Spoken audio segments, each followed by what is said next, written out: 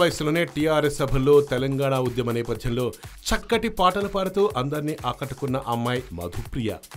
ఉద్యమ పాటలే కాదు, ఆడపిల్ల ఆడపిల్ల అంటూ హృద్యమైన పాటలతో జనాల మనసులు దోచింది ఈ తెలంగాణ అమ్మాయి. అయితే ఎప్పుడూ మంచి విషయాలతోనే వార్తలో ఉన్న మధుప్రియ ఆ మధ్య ఓ అనవసర వివాదంలో మీడియాకెక్కింది.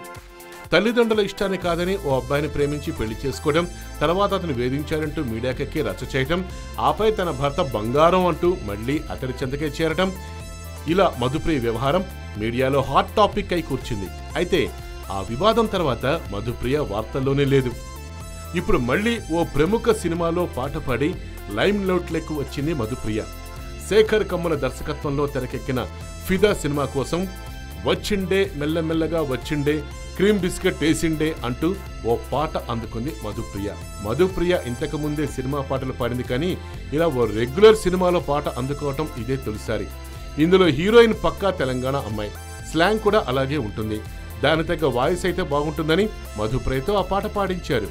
తెలంగాణ కవి సుద్దాల అశోక్ తేజ చక్కటి తెలంగాణ పదాలతో ఈ పాట రాశారు.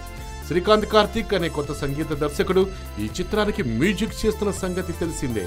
అతడి ట్యూన్, మధుప్రియ గానం, అశోక్ తేజ లిరిక్స్ అన్ని బాగానే కుదిరాయి. ఈ పాట విజువల్స్ చూస్తే సఖీలో ఏడే ఏడేడే అంటూ సాగే పెళ్లి పాట గుర్తుకు రావడం ఖాయం అంటున్నారు.